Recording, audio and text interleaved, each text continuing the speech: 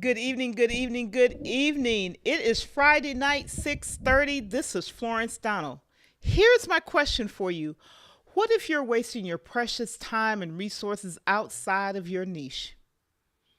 And the key to unlocking your productivity is working where you have a unique strength.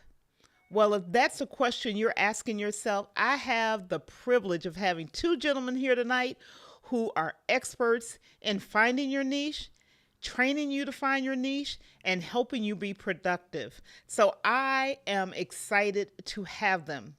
This is the Purposeful Productivity Show, and I'm your host, Florence Donald.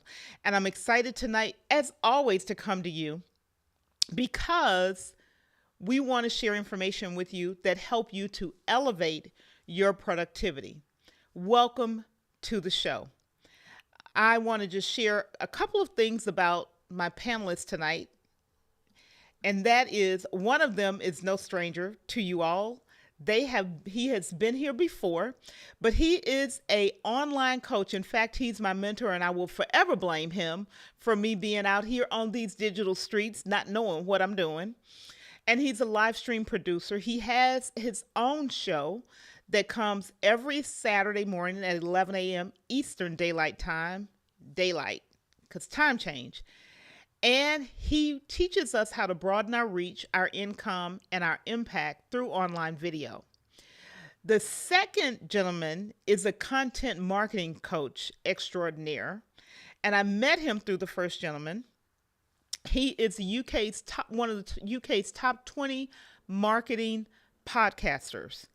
His niche, both of them, notice I said both, are very specific. He works with content marketers in the mortgage industry.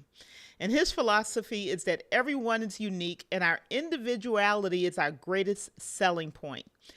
I want you all to welcome none other than Ash Borland, all the way from the UK, and Walter Strong, all the way from New York. Welcome, gentlemen. Good Hello. evening. Good evening. Good evening, Florence. This is So you exciting. guys know I love to start with you just sharing whatever. I'm gonna Ash, since you haven't been here before, I'm gonna ask you to start. Whatever you'd like to open with, you're welcome to. Who you are, your story. No one can tell your story as good as you can, so we would love to hear it. Oh yeah, sure. That's well. First of all, thank you so much for having me. This is exciting. I've been looking forward to coming on to this since you asked. So, um, thank you very much, and to all the wonderful people who are watching. This is it's going to be good fun. So, my name is Ash. I am based out in England. I am a marketing coach and consultant. As you gave me a great introduction before. Little bit of overview into me. I got into this space about 7 years ago. Been creating content for 7 years, multiple different niches. Decided to make it my full-time career about 3 years ago, and yeah, have worked with well over, probably it's got to be now coming up to 500 individuals in the last 3 years, both in courses and one-to-one. And yeah, I love it. And about 18 months ago, I was lucky enough to meet your other wonderful guest, Walter, and we've become really good friends over there. And it's just a pleasure to now be sat here and being interviewed side by side. It's really good fun. Yeah, this is true. Well, Oh, it's you're it's good muted. to be. She see there it is. Here she There did. it is. There it is. All right. Hey, good evening, everyone. Walter Strong. It's glad to be back. Yes, I am an online coach, live stream producer, but much more than that, I strive in being a great husband, a devoted father, and a faithful son. Because I believe if you accomplish those things, all the other titles that we may put on ourselves can ring true. So it's all about being a success in the home, so that way you can be a success on these online streets. So I'm glad to be sharing this live stream show with my good friend Ash Boland, all the way from London. It's truly great. He had to get that in, didn't he? He He had had to to do get it. He had to get it in at least one time. So, guys, tonight we're going to talk about a few benefits that I've kind of prepped us for. but you can take this conversation wherever you want. I'm just gonna, if you've ever seen, I'm gonna let you go your direction because I'm the student here. But I want to talk about us to share in some of the values and benefits that people get when they really begin to understand what their niche is. Things like improving their efficiency, their profitability, their reputation being enhanced, and maybe one other bonus that we'll talk about if that's okay with you. Let's Okay. do it. Yeah. So we got some folks in the building with us tonight. So let's just go ahead and say hello to them. So we've got someone who was here last week with us, Miss Denise Jordan, who is here in the building, and she already got a question for you. Oh my goodness. Right. So I'm going to Right. remind you what to do with your question.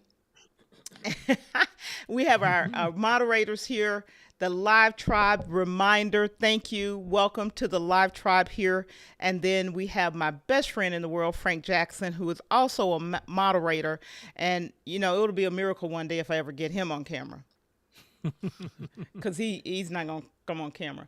But those in the audience, you may not be in the stream right now, but if you have a question and you want to get it in, please put a Q colon in front of it so we don't miss it. This is the time to get your questions answered because I have experts in the building and they can answer them and you don't have to listen to me. So I'm going to go straight to the first question so that we can get into it.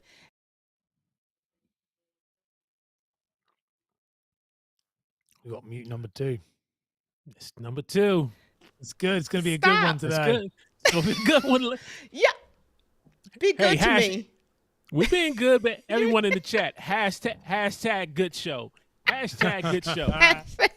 Love it. How can and I prefaced it, but I really want you to dig into how does or can identifying your niche improve your productivity, and a takeoff of that is maybe some strategies around what you're looking to do. And I'm going to start with Ash since he's our first guest, but we're going to come back to that. Yeah, absolutely. Okay, so how can let's do that at the one of how can finding your niche improve your productivity. So answer that one first. The thing with niche that is so much more efficient than if you aren't niched is that it'll improve your productivity because you only have to talk about one thing. So you can get the thing that the mistake that many people make is that they think that they want to talk about lots of things, but they become a generalist, which means they spend most of their time researching. If you're trying to be successful in shows, in content, whatever, you can spend most of your time researching broad topics. But instead, if you just decided to pick one thing and become the go-to person in that one thing, you'll be much more efficient at it. So it massively improves your productivity. It'll take you a lot less time to get more output from that. And you can go really deep with that niche. You start off with one level of a niche, but you can go much lower than that. Like I have like podcasting, but it's solo podcasting for beginners. So you're 3 levels down.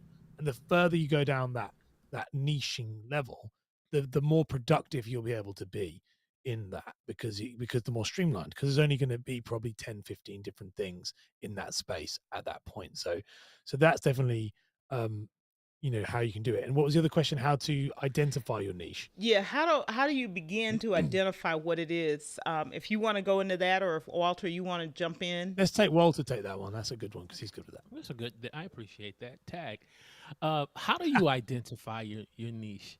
What I've done to help identify my niche, I've looked at first of all my experience, my background, and my experience, and what I've had experience over the last 5 to 10 years. Number 2, I've also looked at my skills and abilities. And then third, I've looked at what I'm truly passionate about.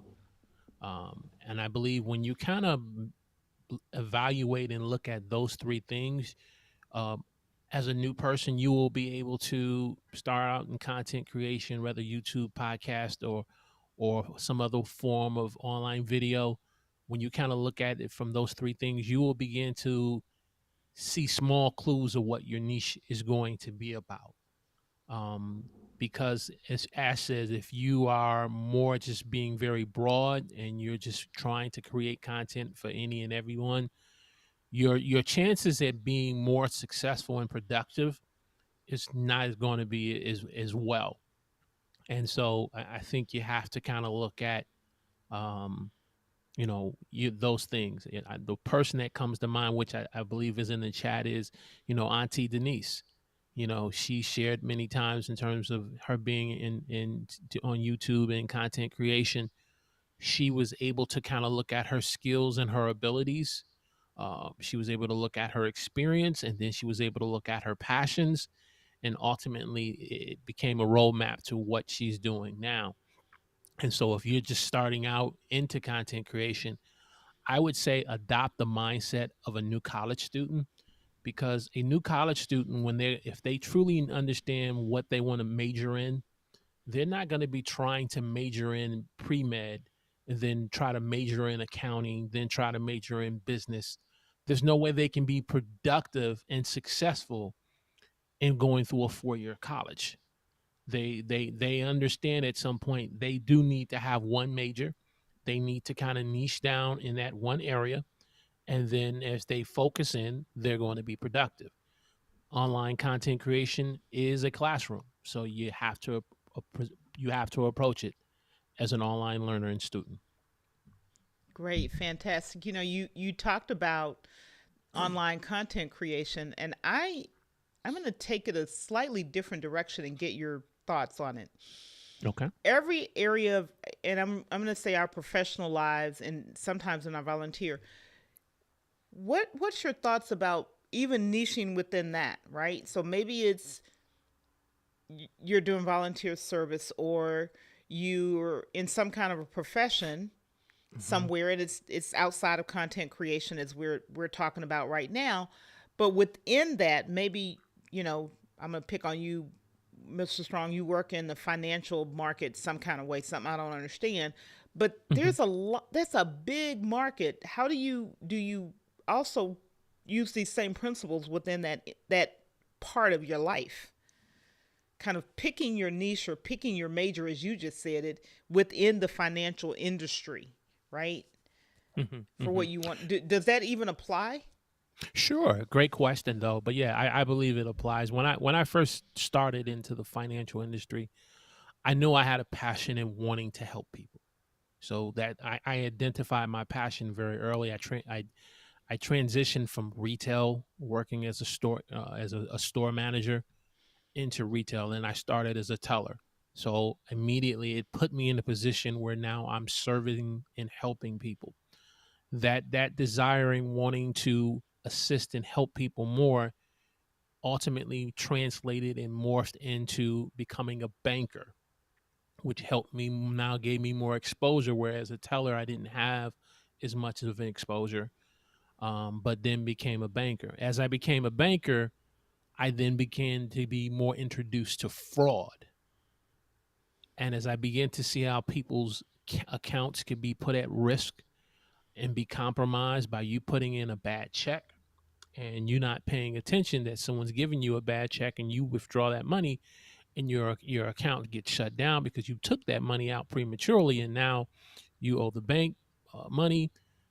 And so that passion to help people, when I start to see how people were being taken advantage of, it eventually then shifted me from still having a passion to help people to then developing the skills, developing the experience, still working in banking, still working in financial industry, but then it ultimately led me into the path of fraud management, working still in the banking industry. And so during my whole journey, those three things: my skills and ability, my past experience, most importantly, my passion to want to help people and not see people taken advantage of or put in a situation where it can end up hurting them financially. Those three things have always kind of guided me. Great.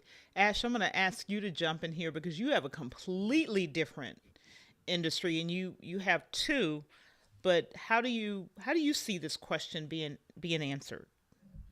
In regards to the question being that does niche apply outside of content? Is that what you're Right, saying? Yeah. right, right. Yeah. So I'm a minimalist naturally. Like I live by a minimalist code that me and my wife do. So niching is kind of at the core of everything we do. Um, Meaning that I live a very plain life that is very purpose driven to one specific goal. So when my son was niching with this, like when my son was born or when he was about to be born, me and my wife literally sat down and decided we had three things and we could pick three things we were going to do. We could have one work related niche, one personal related niche, and one family related thing. In other words, one hobby, one job, and one thing family related. And that's how, and both of us do that. We still to this day live by that. So I'm a big niche advocate. If you would call it niche, I just call it like a minimalist approach, but it is a niche, is this idea of by, as somebody who has ADHD as well, it helps me because the way I describe it to people is that when you have a niche, do you remember bowling? If you've got bowling and if you think about bowling, the way I describe it to people is if you roll a ball down that bowling alley, it could go into the gutter and it's done. But what niching does in your life across any form of thing is that you effectively put those little guards up that you're not supposed to have when you play it professionally, but now you've got these guards on your life. And so what's going to happen is that you can roll that ball any way you want. It's going to bounce off those guards as much as it can, and eventually it's going to get you. It's going to hit some pins at the end. And that's the thing that I love about when you niche something, when you get become a focused specific on stuff you do, you can bounce around as much as you want. And it might feel like you're bouncing around on that bowling alley for a long time, but you will eventually hit something. And I think that's everything in my life has come from niche. And so, yeah, I'm a massive believer of niche in everything we do. Wow, that was a great analogy or story or whatever the words are. That was really, because it was very visual and I could see it, and I could see how what you were saying was applicable. We've got some other folks who've joined us, at least one other person, and there are a couple of questions. So I'm gonna get the questions in and let you guys start answering the audience's questions, the community's questions. So one is from Denise. She says, I've got a big question. Big question. I've created a new email to swap it out on YouTube, but not sure what to do. Any suggestions? I've created a new email. Yeah, I think this is off of the back of Walter's. I think this is off the back of Walter's fraud episode that you did. Do you remember when we spoke about that? And that's what because we said about it. So it's where does she add the new email address so it's not her? Okay, where she's taking, instead of having your email, your personal email in the about section, where a potential fraudster or a scammer will try to target you because you're putting your personal email. She's created now a new email address that primarily could be her business or just a separate email address. That's and what was now that I understand. So she's saying, where do you add it? Where do you put it? I believe it would be in the settings of your about section. So if you go to on the YouTube channel, there's the section where look now. It's right off the tip. It's right off the tip of my tongue. It's a hard one, isn't it? Yeah, man. Let me have a look. I'm gonna answer because it's one of those things that once you do it once, you don't remember. You don't think about it. You don't think about it, right? So you go custom channel. Is it custom channel? Is it customize your channel? So I think it's on customize your channel, basic info, and then yes, down there you go. The so there you are. So right at the bottom it says, if you're on customize your channel, if you right to the bottom on basic info, it says contact information, and this is the email address that you'd send it to. I haven't done that in so long. That's one of the So there you go, Denise. There's your answer. So this is not a question. This is not a question, but it's a question as a statement.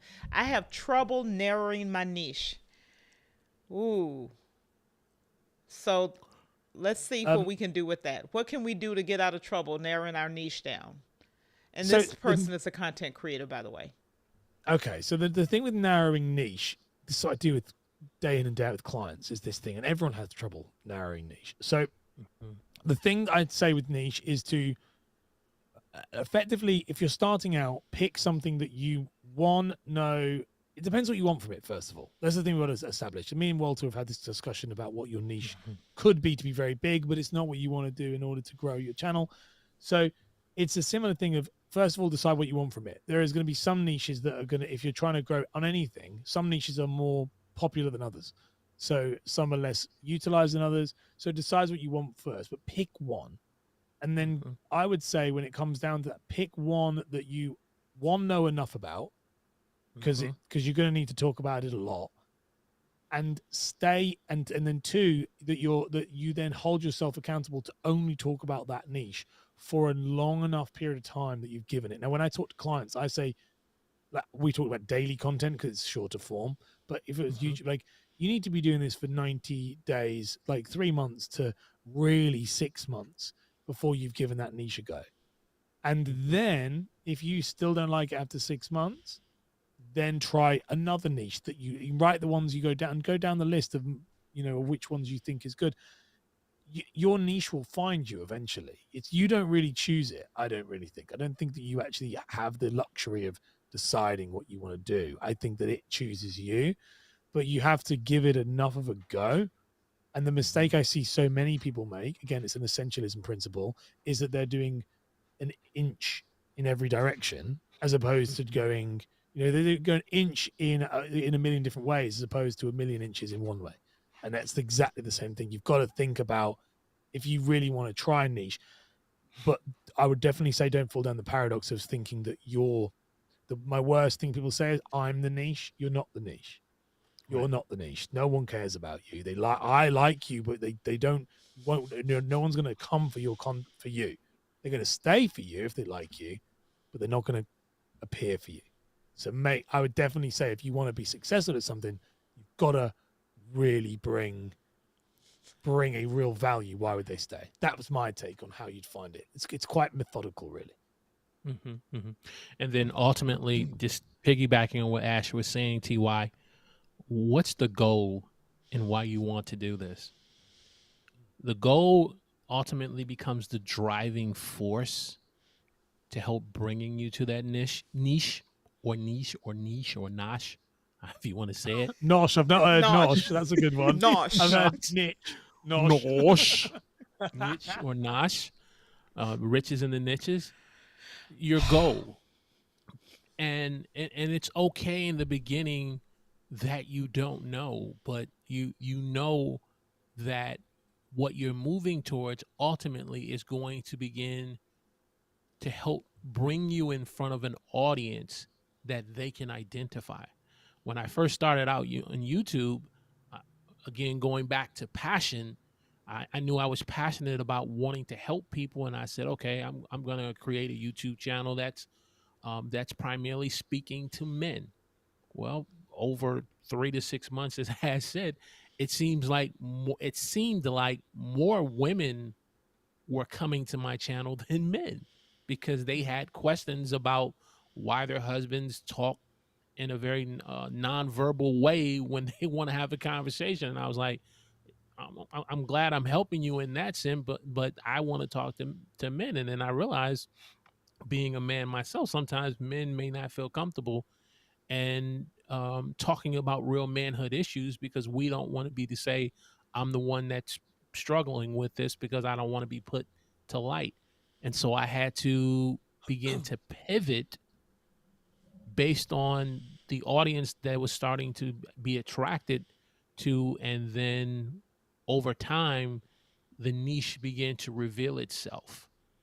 So it is a process of learning to find that niche, but ultimately the goal was still the same. I want to help people. I want to be a person who can be looked as an expert authority in dealing on a subject matter. And when I begin to find that, I began to be encouraged to say, stay right there, like Ash was saying. You need those bowling guards. No, no, don't go over into the gutter. Stay away from the gutter. Stay here on the lane. And okay, you knocked down one pin. Great, let's try it again. Oh, you knocked down 4 pin. Great, let's try it. Oh, you got a strike. Good, let's do it again. Wow, that's strong. So I have to put this up here real quick because Ash now has a new name, Ash Yeah. Yoda. My client calls me. Ash Yoda. I have. That's so funny that you say that because so I've got a client I've worked with for 3 years, and I have 2 pop figures on my desk, and it is one that she calls me Yoda and she calls me Gandalf. And so she's got a Gandalf. She bought me a Gandalf pop last year, and this year she bought me a Luke Skywalker with Yoda on the back, saying that was her Right. with me on the back. So I can't believe you said that. It made me smile because that's literally what my longest long-term client says. I think that is so cool. So let's go on Mhm. to the next question, and that is question number 2. I want to, or 3 or 4 at this point, is what are some common mistakes that people make or individuals make when they're trying to establish themselves as a niche provider, and how can those mistakes be avoided? What are some common mistakes that we make? I would say a big mistake, and I'll just do one and then throw it to you, Walter, because I could talk about lots. Okay. But the big mistake, I think, probably the biggest mistake, from my opinion, when it comes to being a niche provider, is thinking that you know what the people want and not doing the research around what they're actually looking for. So, a great example of this is that many people might jump into a specific niche, let's say podcasting, because that's the type of thing that I'm currently building my new channel on. And I know a lot about podcasting, but I might not know what the person who is my ideal viewer or listener in the case wants to know. And so an ignorance of assuming we know sometimes is a bit of a problem. So you can do some research, if you, of a very easy research, and look at things like chat GPT now. So online, like AI is wicked for this. It's very, very good. You can ask it, what are the 50 most asked questions for this specific topic, and then answer those questions. You can go and answer the public. That's another way of doing it. But not making sorry, I've got a sore throat. Making the mistake of thinking you know what they want is not a good idea, because chances are you will most likely make content that is too complicated. That's normally what happens. When you ask those questions to ChatGPT, what are the 50 most asked questions about productivity, you will be blown away by the questions that come up. I asked one. I'm a massive Star Wars fan, and I was using this as an example on an episode that's coming out soon. As I think it's next week, and I put, what are the 50 most asked questions about Star Wars, and the first question is, who is Luke Skywalker's father?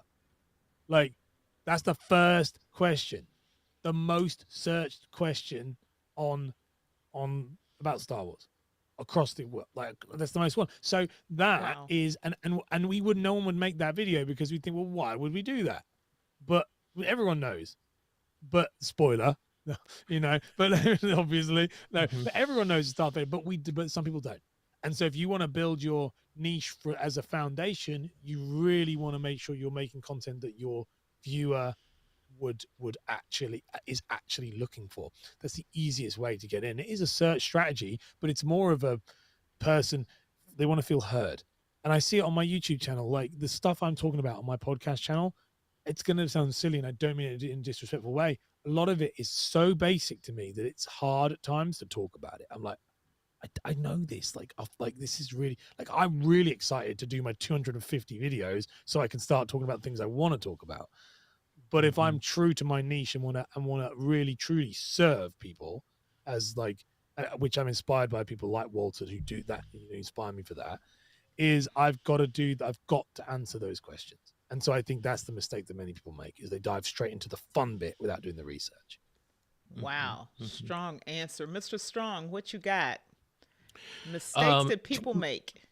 Mistake 2, I would say, listening to too many voices when you're first starting out in YouTube. when you start to listen to I mean, and these can be some great voices you can be listening to, and I won't call names, but when you start to listen to too many voices on the area of finding your niche, so you look in YouTube and you put in the search bar, how can I find my niche? Because you want to start creating content in the area of your niche. And you're going to see a list of different people. As you begin to go through that list, ultimately you're going to connect with, I believe, 1 to 2 people, maybe 3 at the most, but 1 to 2 people. And focusing on those 1 to 2 people, whether if they're known or if they're not known to the masses, if you start to go past that, having all those different opinions and voices in your head will confuse you. And that confusion will ultimately lead to frustration. And then that frustration will lead to being impatient, will lead you to then mistake number 3, you being tempted with the decision to want to give up too quick. Because you're like, this is not working out. This is too complicated. I'm not getting enough views. No, YouTube is not showing my channel to anyone. I'm doing what they said on the channel, but the problem is you're listening to too many voices, and I've made that mistake, and I've had to really make a conscious decision to say, these are the 3 people. There's some people I just say, oh, okay, I want to subscribe back. True story. I subscribed back to one particular person that Ash really loves. And every time we talked about it, would make his skin crawl. And but I was listening to one of his episodes, and he said something that really rubbed me the wrong way. And I said, whoa. And I just turned it off. And I said, wait a minute, I've never reacted that way before with him. Why am I doing? And then I realized I went against my own principle. I'm listening to too many voices. So I had to pull back and say, okay, though I'm still subscribed to his channel, I know the people I'm supposed to be listening. And then, and if you have a community and you're all kind of aligned, they're gonna keep you accountable. They're gonna keep you true to yourself to say, hey, look, be aware of these mistakes. Wow. Wow, wow, wow. So, gang, those who are in the building, make sure you get your questions in for these men who can answer them. I do want to recognize that we do have some folks who are listening in who are not necessarily in the chat. They're not in the building, but they're listening. So whether you're in the chat or not, welcome to the show. Denise is misbehaving. Welcome welcome to the show. We're glad to have you as a part of the Live Tribe. And if you're a part of the replay crew, welcome. Go ahead and leave a comment so that we can see what your questions are or what your takeaways are. I'm going to start now. What your takeaways are. If you have another question, Denise says she's listening with both ears. I'm glad she's using both of them today. If you have a questions, get your question in. I'm going to move on. Oh, we're on a mute again. Yeah. Hashtag great show. You know what? Y'all funny. Good. Y'all funny. What are some effect? And I think you've said this, but I want to kind of drill in just a little bit more. Ways to establish yourself as a thought leader in your niche. And I think as you started down this road and increase your influence and credibility, because now we're talking about you figured out your audience, your community has given you what your niche is going to be. And now you've got to really establish your authority in that space. What are some things you can do to get to that place? Yeah, it's actually a lot easier than people think. So with this, and this is literally my day job, is this specific thing, is taking somebody who's knows who their niche is, but how do they become somebody that everybody wants to work with, so to speak. So it's actually a lot easier than you think. What you have to do is, from my strategy of it, and again, there'll be different ways, but the way that we do it is you want to do a kind of mass market like saturation. In other words, you have to become, from a behavioral psychology point of view, you have to get you become synonymous with the thing that you talk about. So, for example, if I need to think of Florence, I have to think of productivity. The two of them have to become one. And that takes a lot of time. I remember you saying this to me, Walter, about you think of podcasts and you think of Pat Flynn. And that was what you were saying. You were like, I think Pat Flynn. And then you're like, and then I started to think of me. This was a long time ago when you said that. Sure. That's the type of thing you have to do. Now, you can do that. It's actually a lot easier than you think. What you have to do is you just have to show up and talk about the same thing over and over and over and over again. The mistake that people make, and this is just, again, you have to decide what it is you want to do with this. If this is a hobby and you want to do it to build a community and you're looking to just share and get to know people, then this approach might be a little bit more aggressive. And so it might not be what you're after. But if this is something you want to become the go-to person, you have to kind of leave everything else at the door. You have to, it's not about your family. It's not about that. If you want to build it, because you've got to be for me, for example, I had to become, when I did this, I had to become the mortgage marketing expert first in the eyes of my customers, who then was the family man who loved that. But if I was the family man who did marketing, this idea of a halo effect. That's not enough, because what they see me as the family person, I do a bit of marketing. They're not going to pay me to do that. They want it the other way. It needs to be, I'm the marketing guy who also is very much involved with his family. So it's all about really pushing the narrative that you want, which is at the beginning, when you very first start out, for like the first year, you need to leave everything else, every bit of personality out of the door and just talk about the thing once you found that niche, you go incredibly aggressive on it. Once you've done that, you'll sew that market up. That's when you start to bring in you start to become human again, and you start to show these human sides. But by that point, you have already established yourself as an authority. And this is the mistake, goes to your kind of back to the question you were saying before about mistakes. This is the mistake that many people are seeing, is that most of us are the people we watch on YouTube, on TikTok, on Instagram. We are seeing them 5, 6, 7 phases ahead of where you currently are. And that, or you, whoever's watching this, is that it's like where you are right now. You can get to that point. And this is something when you see people like Gary Vaynerchuk give advice, and it's not bad advice. It's good advice. It's good advice for a multimillionaire who is currently one of the most famous people on social media. But maybe not for Mr. and Mrs. Smith, who's just starting out and never started before and doesn't know what their niche is. Or that advice is really just stay on target. And I think that you've got to put your personality in through the content. And that's something that I will throw to Walter for that, because that's what you did really well, that you hooked me. So this is something that Walter did incredibly well, was his personality, his faith. It came through the content. It didn't come. It wasn't. You never once preached. He never once said anything else. It was through the content. So it was obvious that his authority was building, but then his personality was coming through it too. So it was a classic way of doing it. Does that make sense? Man, I couldn't say it no better. But I would also say the time.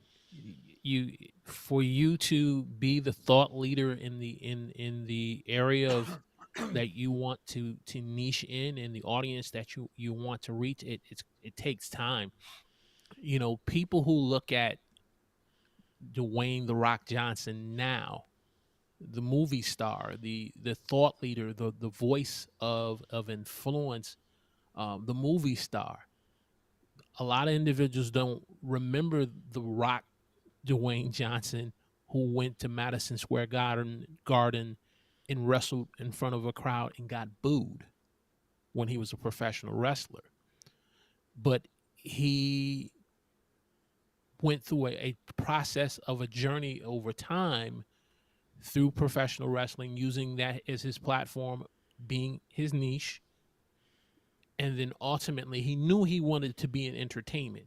His entertainment at that time was wrestling.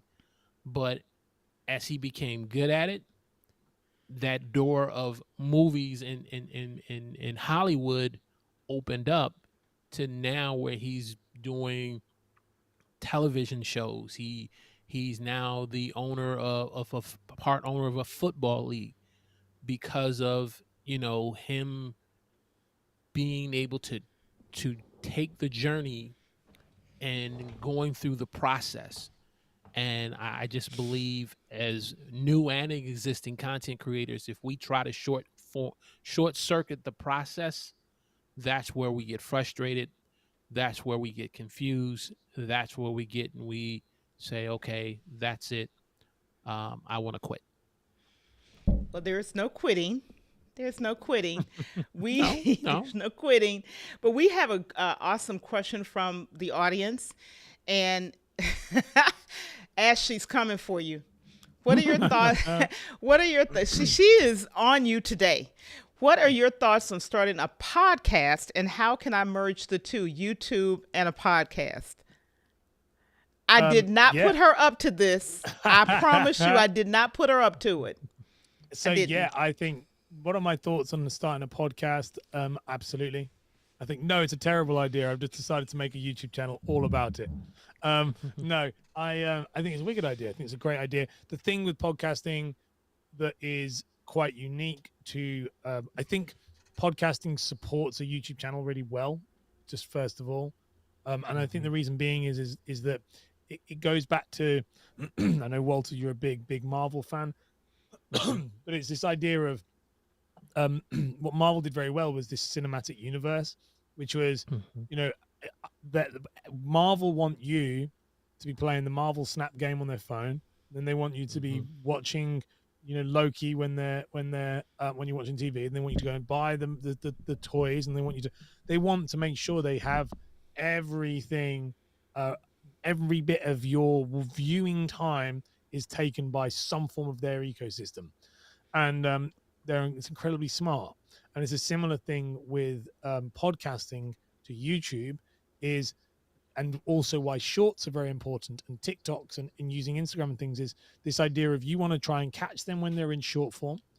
You want to try and catch them when they're in long form. You want to try and catch them in engagement like you are live streaming, which I know, the reason I'm saying those is I know that Denise has done all three of those already.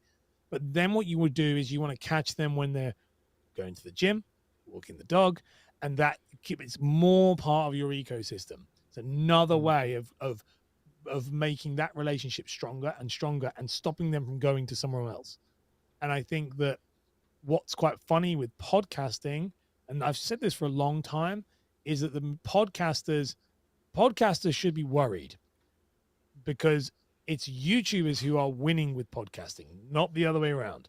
YouTubers have incredible, skill sets of how they have to present on camera. They have to, everything you all do is everything a podcaster has to do and more. And what podcasters have done traditionally is chose podcasting because they don't have to do all of the harder things like retention and thumbnails and all that harder stuff. So you're seeing, shows like, and well, I'm not a fan of them at all, but like Logan Paul, these shows are blowing up because they have audience, they understand retention, they understand, like Denise is an amazing example of someone who absolutely should start a podcast. Like, absolutely. And I would integrate it massively into her show because there are so many people, so many young homemakers who need to listen to that while they're cleaning, or while they're doing the dishes, or while they're doing their food, or while they're going out to get in the grocery store. Like, there's a natural ecosystem there straight away. So I think that every content creator should have a podcast. How I think it goes with YouTube, I'm not sure. I'm still not sure if video podcasting is a good idea. I love it, but I'm still not sure, because I kind of feel like there's something incredibly intimate about podcasting. So to answer that second question of like, where does YouTube and that fit in? I think it fits in, but there's also something incredibly intimate about an audio only podcast, which is not replicated on a video. So like, this is wicked, but it's incredibly intimate by the visual of it. But there's something very different when you hear an audio only show. I even know it when I make them. When I make an audio only show, it feels like I am sat talking to the other person on the other side of the headphones. I turn the lights off. It's very quiet, and it's just like very funny. It's a different personality. It's a different feeling. And I think someone like Denise, knowing her channel and knowing what she's about, there'd be a real space for that. I really do think so. You should do that, Denise. Okay, Mr. Strong, what you got to say about this whole idea of No, starting a podcast? Well, he should have started one a year ago. there you go. There you go. Oh, But I'm you know getting what? people in trouble. No, but You are. he raises a great point because I look at a lot of things. I'm a person who suffers from perfectionism. I want this right before I do this. I want to have this piece of equipment before I do that. I want to have this piece of podcasting equipment so I can, start this and start that. I need to have the episodes right. And before you know it, you can come up with all these lists of what you need that before you know it, saying that twice, you're in 6 months to a year already when your first episode should have come out already. So, not allowing things to get in your way that keeps pushing back that date and time for you to just do it. Because if you do, you'll miss a great window opportunity, and that's something that I learned with shorts, and now seeing YouTube saying, okay, we're going full blast with podcasting. I'm like, okay, well, it looks like I don't need the RS feed. It doesn't look like I need a hosting service with Buzzsprout. I just need to just get in my live streaming software and just go ahead and do an episode and title it correctly, and then that's my first podcast if that's the way I need to start out. But I also realize I'm greedy. I want to be able to be in front of Spreaker and Apple, so maybe I need to start with YouTube first and then grow to that. Awesome. Well, fantastic. One of our community members said, I actually want to hear this, and that was the answer to the question about podcasting. So very good. And then Denise, Right. I was teasing. She said, "Nope, my favorite peeps." Yes, they are some of my favorite Thank you. peeps. So thank you, Denise, for sharing that. I want to tweak this a little bit, and then I'm going to let you go because Ash is really late for you. Okay, no, it's fine. Don't worry. That's okay. How does specializing in a particular niche within your industry help you improve your work-life balance? It's great. I like that. That's a great question. So how does it helped me, it transformed my life. So it kind of goes back to the first thing we said, or I said, is my work-life balance by becoming a specialist.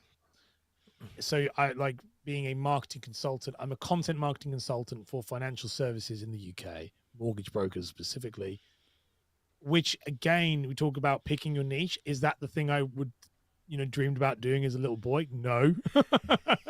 And is it and do I like doing it? Yes, but it is a job. I do. It wouldn't be like my dream job.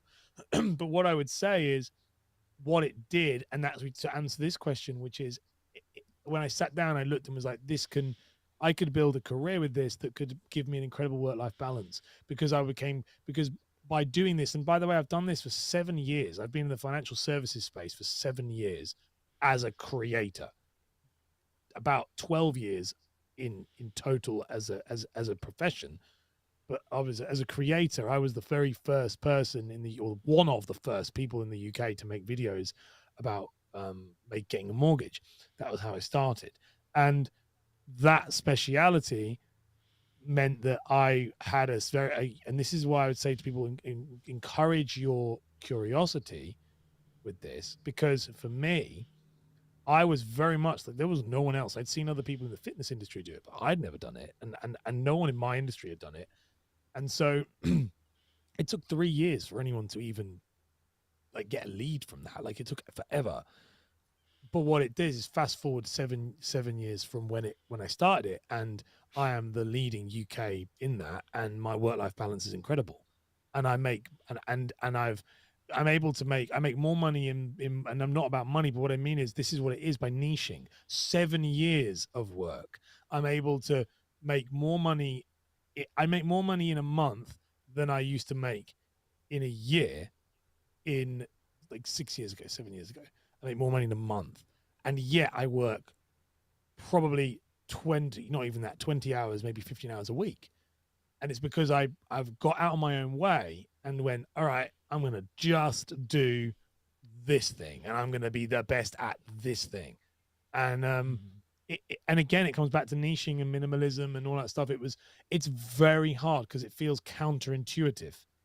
I was a busy fool for many years, so I was very much like, I was doing everything and wanting to work with everybody and talk to everybody.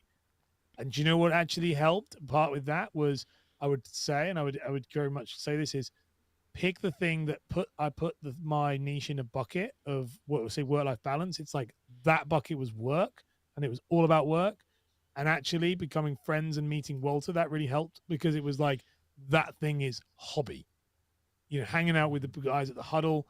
I'm able now to explore my creativity and my enjoyment of content creation purely as a hobbyist, not as it needs to be my business because I'm going to make it a business. And I think that's the thing I would say is by going more niche in your career, it will open up the ability to do all the other things you want to do. And that's my long-winded answer to that. Hopefully that gives some value to some people. So if you're listening, I've got his podcast creators hub up here. Definitely check it out. If you're in the mortgage industry, or if you serve people in the mortgage industry, check out his other channel as well. Mr. Strong, what you say about this same topic, work-life balance and niching down, and how you do it? Well, it's interesting that my profession of what I do 9 to 5 is banking and fraud. And so one of the things when I first got into content creation, I said to myself, I know these things, I have experience in this area, but I didn't want to do YouTube videos about it, because I felt like, working in banking and primarily working in fraud, it can be a very stressful industry. And so I didn't want to commingle the two into one. But where it has helped me benefit the most in just choosing a different niche and having a better work-life balance, it helped me to discover new skills and abilities that I did not know that I had. Being able to, I thought I knew how to research online and looking for clues for fraudsters, and being able to research and to be able to investigate different things. But when I got into content creation, it kind of helped me to amplify that uh, I can do this much more better than what I'm doing at work. And as I begin to throw myself into learning and developing the skill of research, investigating, and like if you're going to bring a guest on, you want to do your homework on who you're bringing on. You want to know, what type of experience they've had on being other guests. Also, developing the skills of being an interviewer. I've always been a person in the job industry where I'm always being interviewed by someone else.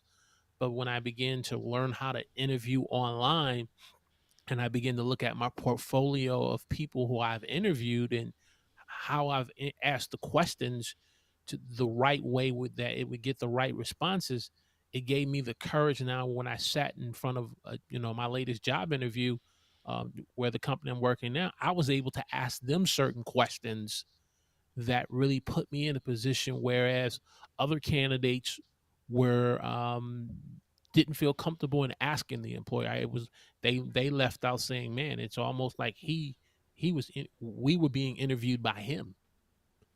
But I developed and learned that skill through online video and live streaming. So that's where the work life balance for me has been, developing and learning new skills, and just translating and sharing that with family as well.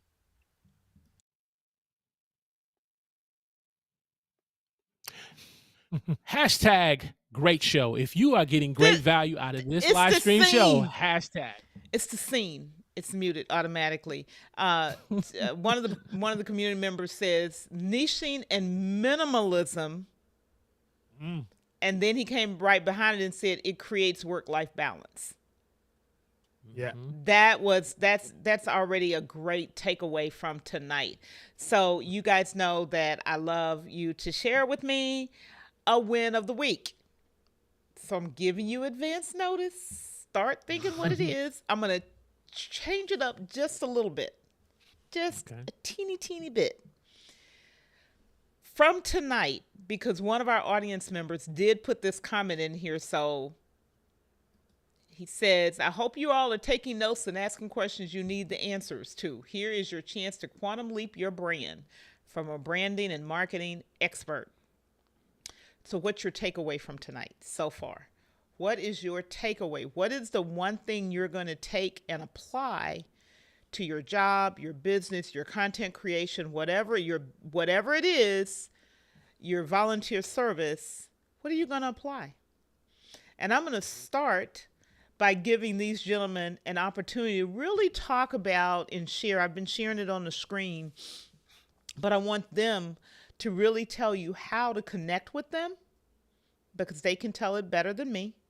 And then where you can use their services. You all know I'm going to take them off the screen just for a minute because I'm going to go into my own personal mode here. You all know that I believe that there's no reason to invest your time if you're not willing to do something with it, with the information and the training you're getting and the education. But you also need to be able to partner with the community and with experts who can walk the journey with you. And every guest are people who are willing to sow back, give back, and walk the journey with you. So with that, I'm going to ask Mr.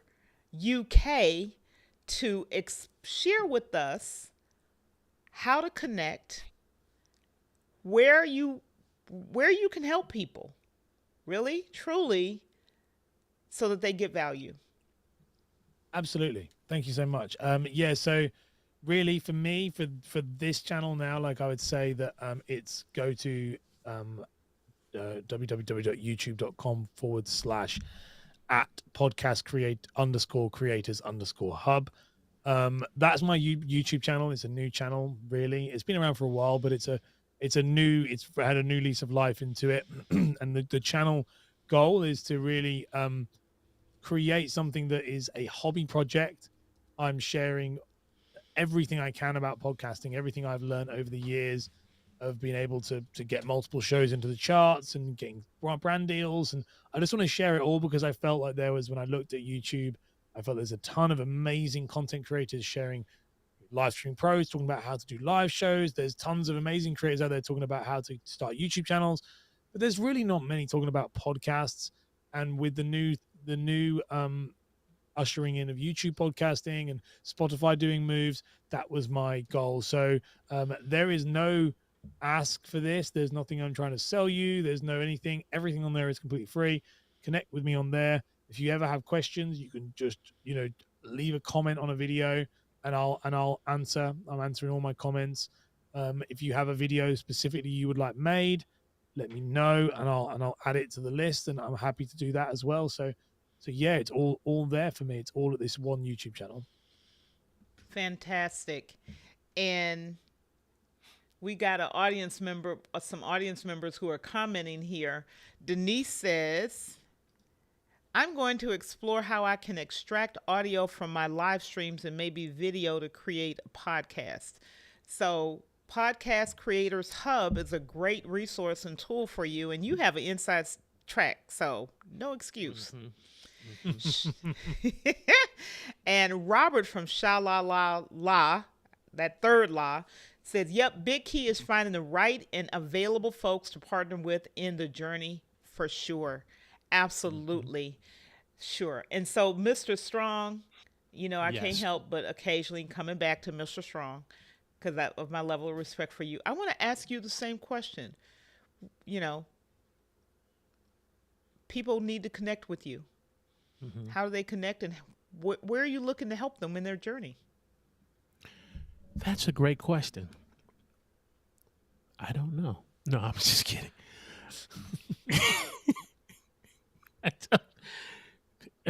Her moderators and her editors are going to be like, I can't believe he said that. How can you connect with me? You can connect with me and learn more about our great community at The Huddle with Walter Strong III on YouTube.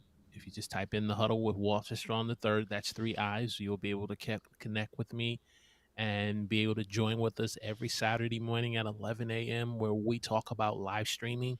We talk about live streaming. We talk about live streaming and online video on helping you to become a better live streamer and to be able to use live streaming and online video to help you to broaden the reach that the audience that that's the niche audience, to broaden that reach, because maybe the niche that you're looking at, you're like, man, that's very competitive.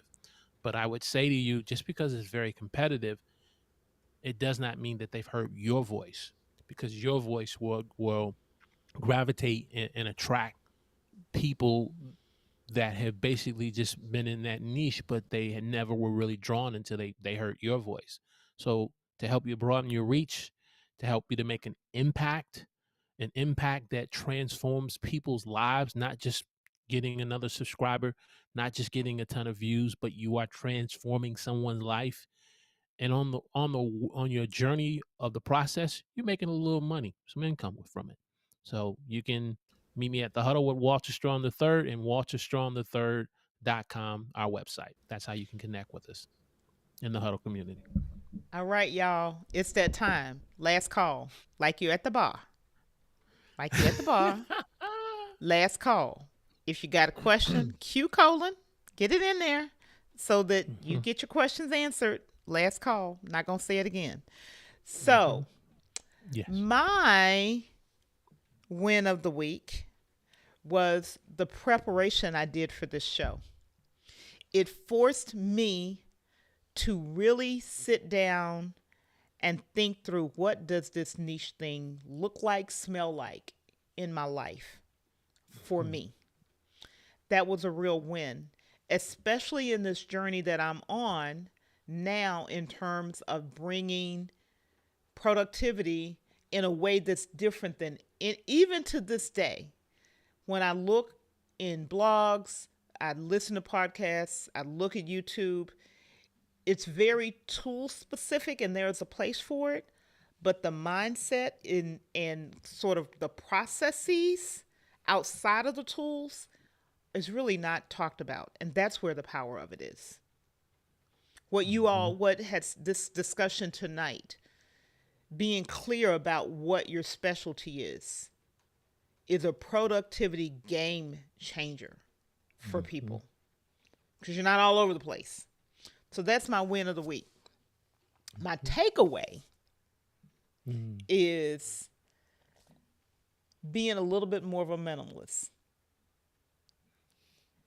to catapult what I'm trying to do in a whole lot of areas. So minimalism, embracing it a bit more, and then what I've learned in preparing for tonight have been my win. So I'm going to ask my guests, do you guys want to share your win and your takeaway, if you have any?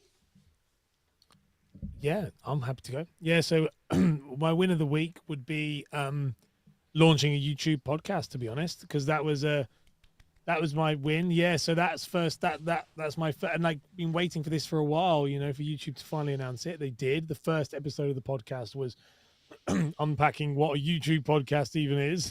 But that was a big win. I enjoyed that. It was really lovely, and I've had some great responses, both in the comments and also, from messages. So that was great fun. I'm excited for that, and I'm excited for that new journey of where that can go. Because as Walter said earlier, Shorts has happened, and this is a new thing. So that was a really cool win. I'm quite happy with that. And I've got a couple of episodes already scheduled ahead, so I'm because it's cool. So that's my win. And my takeaway was I should just do more of this more often. I really enjoyed it. Like, I really enjoyed hanging out with you guys, and that's probably I don't do it enough. I don't do it enough as much as I used to. So I've had it's been really fun, really, really invigorating and wonderful to see the chat and recognize the people. And yeah, I've kind of took a year out and been obviously not with us because the Huddle community is small, but a year ago, how Walter found me, I was very active in the circuit, and everybody I was talking a lot and doing a lot, and it kind of relit my fire, and maybe need to venture out a little bit more than just the Huddle community, because I just like to hang with my group, which is you guys. But it's I've really enjoyed this. That was my takeaway. All right. And Mr. Strong, Hmm. do you have one you'd like to share? Win of the week for me has been from a productivity standpoint. In work, we've had a real rough month in dealing with a lot of suspicious and fraudulent accounts to the point where it was like when you started your work day, you're supposed to have to hit a productivity of opening so many accounts so you can meet your numbers of you've opened up this much, and it just seemed like the entire day workload was just basically closing fraud accounts, and it was very stressful.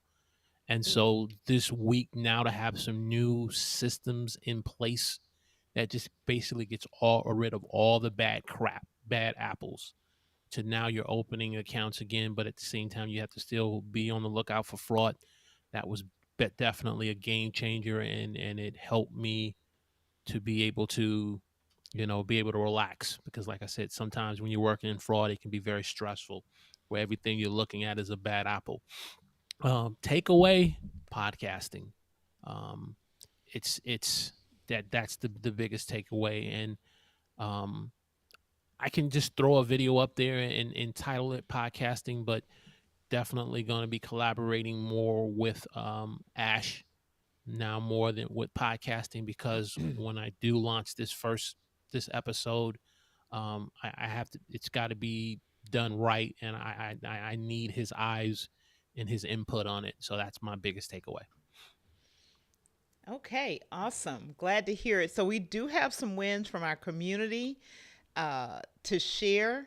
And Denise says, my win of the week is getting the materials created to start my online mentoring for young homemakers. Yes, Denise is starting that, and I'm so excited for her. Some of us old homemakers, when they were on the show, I said I feel like I need to go back to start adulthood and come back through again. Just saying. Hmm. And then Robert from says, win of the week, creating an extremely cool creative segment for my upcoming show next month and making it in time to catch the show live. So I'm assuming you're talking about catching tonight live. Awesome. All right. Awesome.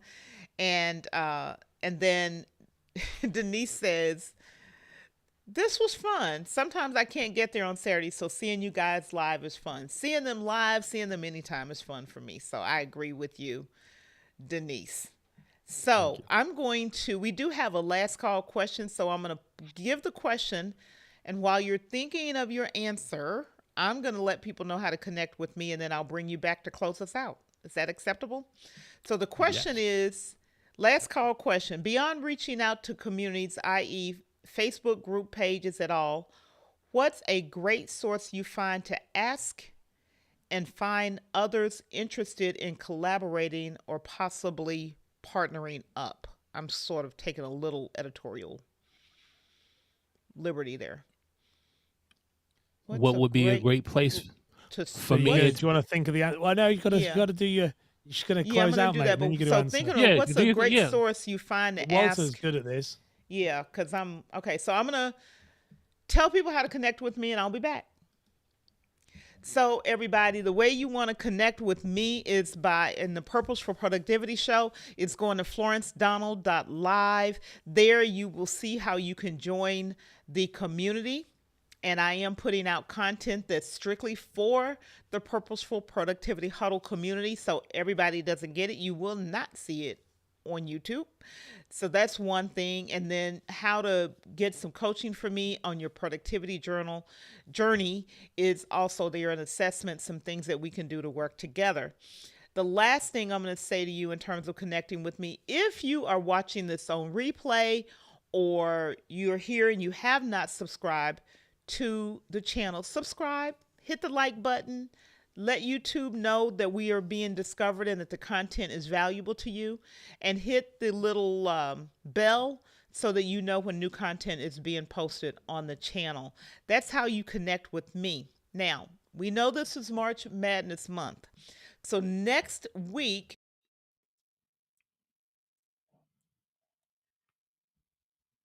Mute. Hashtag great show.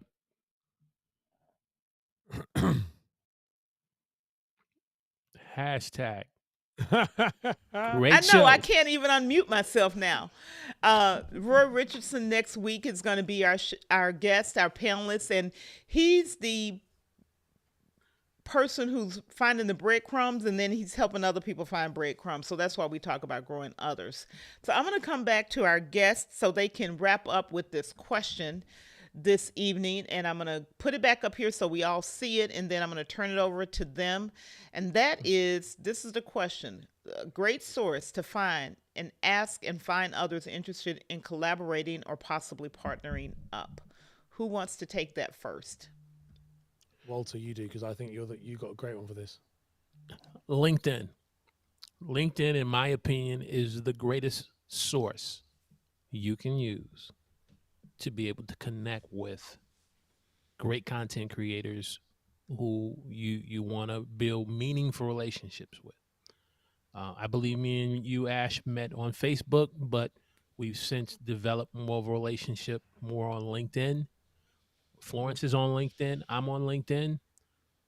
If you take a look at my channel, some individuals will say, how were you able to get some of the top name YouTubers and interview them in your earlier days? LinkedIn. And when you reach out to someone, and it's probably another show that Florence will have to do on how do you properly reach out to collaborate with someone in a productive way. Bring your A game on how you want to reach out to them, so that way you don't feel like you're spamming them. But LinkedIn. Okay. Yeah, that's that's the main one. I know Walter's really good at that one. So, and I know you do LinkedIn very well. I would say one thing that I like to do is I call it like key player strategy. So do your research. If you're looking, like, Facebook groups and stuff are fine, but if you're wanting to go after a specific person, like, identify your niche. It goes right back to this thing. Identify your niche. Go and identify who are the key players in that niche. If there are key players, that's very good. Meaning, like, let's say you jump into YouTube and you think, okay, Sean Cannell. Let's go and see who Sean is talking to. Go and see who are the people who hang around the community watering hole, so to speak, of your niche. And then strategically start to be visible in their content, be visible in their lives, be visible in their groups if they'd have memberships, whatever. Start to, as a niche targeting thing, go after the people who truly have a value to your audience and also a value to your authority. Don't go and just connect with anybody and want to interview anybody on your show. Doesn't help. And I think that I would much rather have 10 guests a year who are, and the rest be solo on a live show, but they are so suited and high level to the, and also high level doesn't mean high subscribers, and it means that they are suited to the specific audience you have and serving your client, your viewers. So I would say do that, like, do your research, and it can take a long time. You know, like, when I moved into the YouTube space, which is nearly 2 years ago now, like, Nick Nimmin was my first ever interview with a YouTuber. Nick Nimmin was. I took 4 months before I even reached out to Nick. I'd done all my research. I knew all the people he was connected to, as in, like, his other colleagues and friends. And then from there, I interviewed everyone in the space of about eight weeks, really. You interviewed all of them. But the reality is the research and the prep time on that, and it's genuinely caring and wanting to understand more about them. So I think that's probably the biggest one. And it really boils down to your niche. If it's relevant for your niche, you'll know why they're relevant. You send them better messages. I think if you scrape the barrel of a Facebook group or my least favorite thing that happens for people who do this is, don't feel like, we all interview the same people. That's not this. This is brilliant, because what you've done here is, like, made it very specific. It's very tailored towards productivity. It's wicked. The circuit I ended up in about a year ago was that everyone was just interviewing each other purely because you've been on my show, so I'll be on your show, and you've been on my show, and I'll be on your show. And then I remember, and I remember thinking after about 7 or 8 months, thinking, why would anyone watch this one when there's a million other interviews from all of our friends about the same thing? You have to think about that. And it all comes back to being quite aware of your niche. And if you're aware of your niche, you'll find great guests because they'll appear. That's right. Okay, great. So there was a part 2 to the question. Oh, I'm sorry. Oh. Okay, you don't get 2 drinks at the end of the night. Just saying. Like they don't give you another one and say, hurry up and chug that one.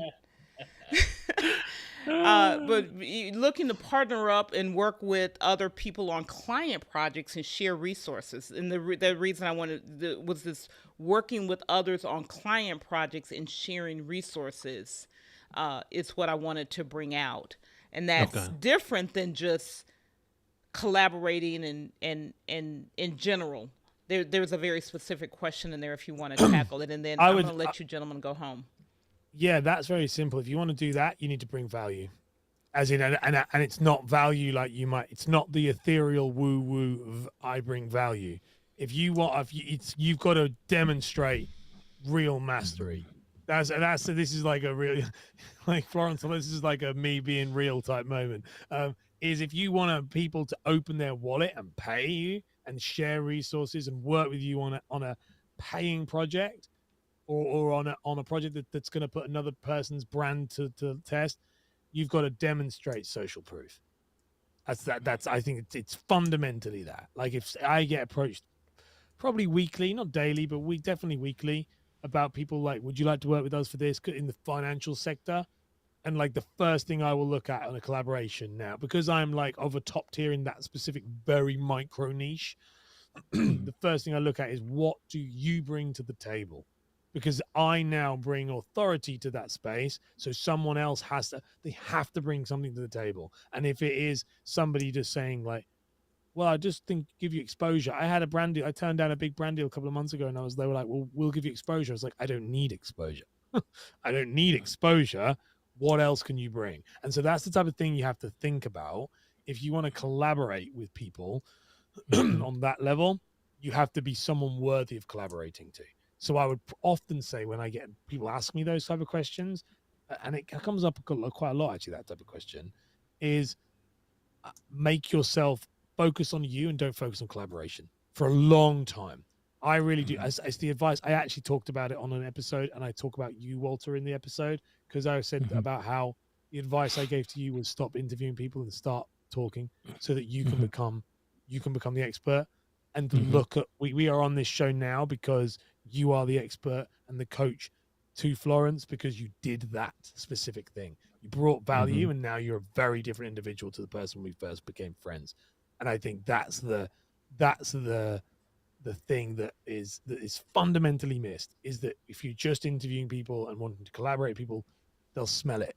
It's got to be a mutually beneficial. And I always prefer to be the person in the party who's got, like, is giving the most, so I'd much rather be the person who's like, yeah, I'll help you up, not help me up, if you know what I mean. So if people can tell that, people can tell all the time. Well That's said. Answer. Mr. Strong? No more drinks. No more drinks. Well said. Mr. Strong, what you got? No more drinks. Well said. He's done. You're done? I said no more drinks. Well said. Okay. No. Okay. That's okay. No more drinks. We are good to go. Well, gentlemen, it has been my plum-pleasing pleasure to have you here, and you have definitely brought value to the community and to me. So I thank you deeply. I thank you. I keep learning, and I'm going to continue to learn from you both. And so I appreciate the time that you've given me. I don't take it for granted. Well, gang, it is time to go home.